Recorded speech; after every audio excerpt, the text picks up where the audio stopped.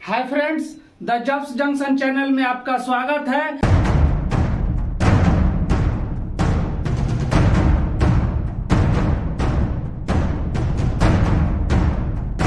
अब हम लोग आज का टॉपिक को शुरू करेंगे।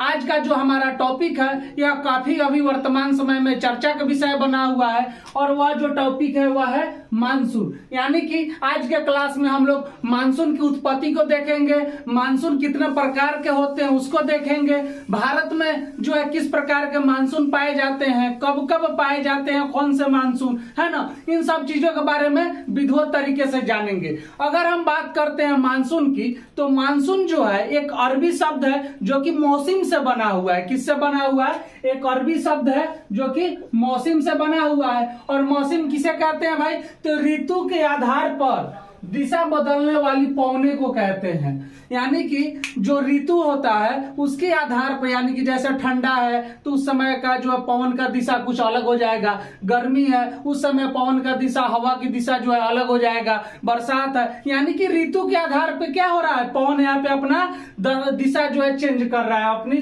दिशा चेंज कर रहा है, परिवर्तन कर रहा है ना। तो यहाँ पे हमने समझा कि मानसून की उत्पत्ति कैसे हुई, अरबी शब्द मौसम से, है ना, ऋतु के आधार पर दिशा बदलने वाली पवने है मौसम। ठीक है, उसके बाद अब हम बात करते हैं मानसून का। इसको तो हमने जान लिया कि मानसून शब्द की उत्पत्ति कैसे हुई। तब मौसम किसे कहते हैं भाई? यानी कि मानसून किसे कहते हैं? तो एक प्रकार की पवन है जो ऋतु के अनुसार दिशा बदलती है या दिशा बदलने वाली पवने है।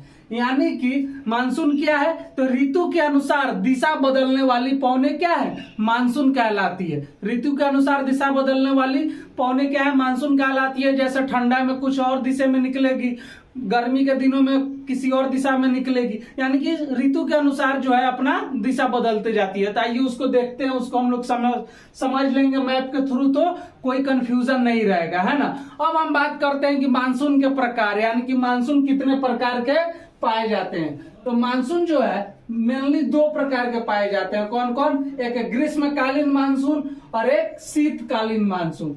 कितने प्रकार के? दो प्रकार के, ग्रीष्मकालीन मानसून और शीतकालीन मानसून। ठीक है, अब हम बात करेंगे कि भारत में जो है किस प्रकार का बदलाव होता है। तो भारत में ग्रीष्म काल में मानसूनी पवने दक्षिण पश्चिम से उत्तर पूर्व की ओर चलती है। यानी कि भारत में जो है जब ग्रीष्म काल रहता है तो उस समय जो मानसूनी पवने हैं वह किधर से किधर चलती है?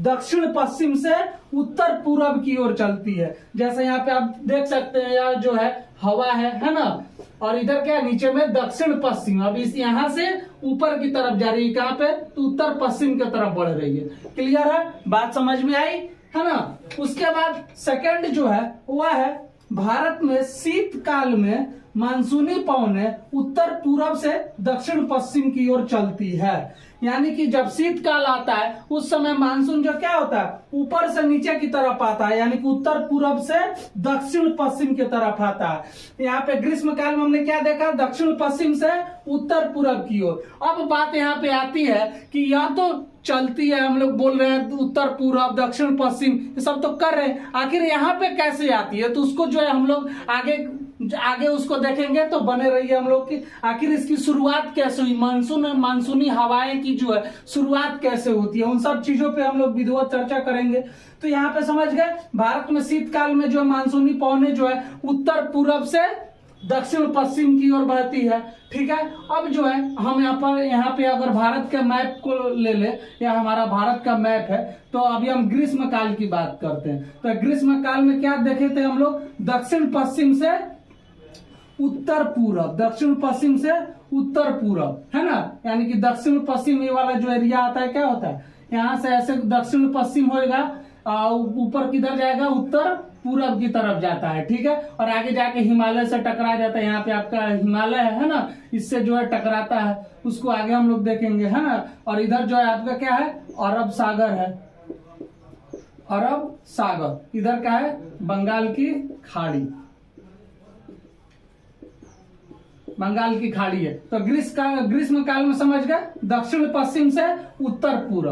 अब हम वही मैप पे हम भारत मतलब शीतकाल की बात करेंगे, भारत के मैप पे शीतकाल की बात करेंगे तो हमने देखा कि ऊपर से नीचे की तरफ आती है, उत्तर पूर्व से दक्षिण पश्चिम। यानी कि अभी हमने यहाँ पे आपको बताया कि यहाँ पे क्या है, हिमालय पर्वत है और जो हवाएं जाती है इस तरह से, तो हवाएं जाने के बाद वहां पे हिमालय से टकराती है और टकरा के फिर वापस आती है ना।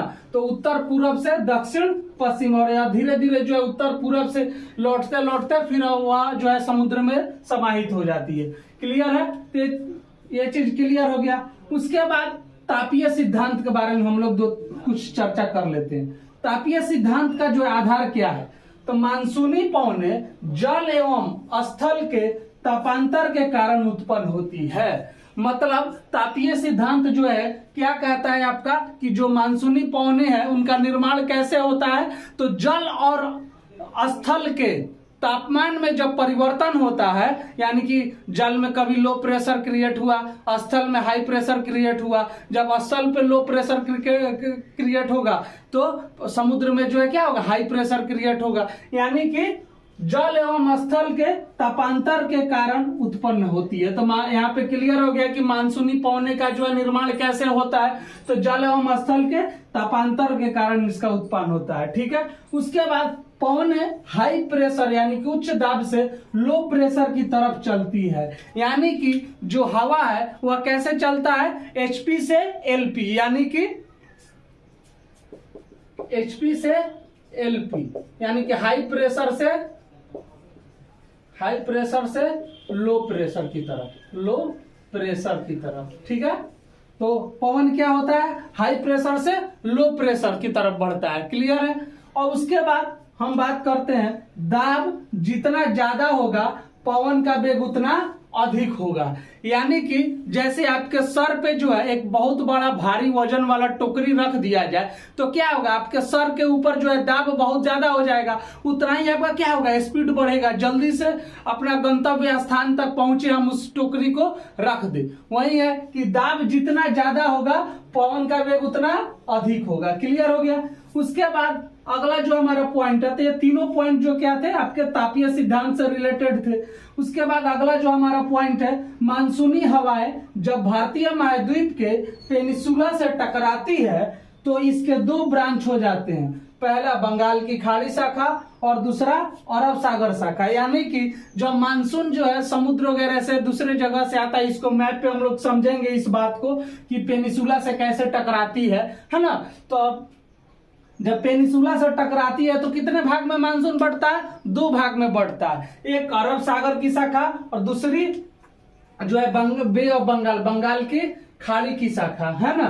तो भाई जब बंगाल की खाड़ी वाली जो शाखा होती है उससे क्या होता है, क्या प्रभाव पड़ता है, और अरब सागर में जो है उसकी शाखा जो बढ़ती है उससे उसका क्या प्रभाव पड़ता है, तो उसको थोड़ा सा देख लेते हैं। इसको हम लोग विधिवत मैप के द्वारा देखेंगे लोग, है ना। तो अरब सागर पश्चिम घाट से टकराती है। यानी कि जो यह हमारा भारत का मैप है, इस तरह से अगर हम मान लेते हैं ये हमारा भारत का मैप है, अरब सागर आपको पता है इधर है ना।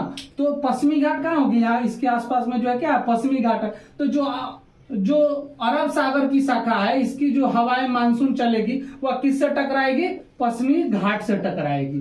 क्लियर है।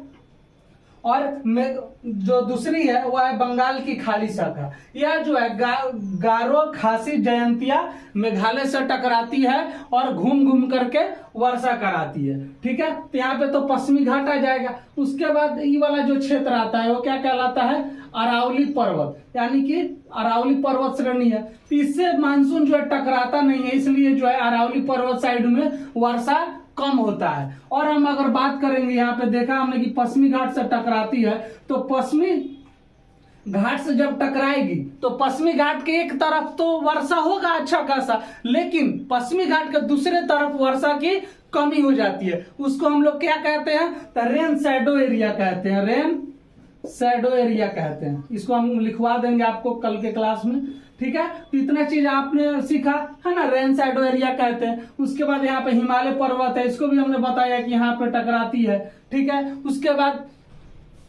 उसके बाद जो है हम लोग देखेंगे शीतकालीन और ग्रीष्मकालीन अलग अलग करके देखेंगी कैसे कैसे आती है ना। तो आज के क्लास में बस इतना ही। उम्मीद है आप लोगों को समझ में आया होगा। और अभी तक अगर आपने द जॉब्स जंक्शन चैनल को सब्सक्राइब नहीं किया है तो उसको जल्दी से सब्सक्राइब कर दीजिए। धन्यवाद।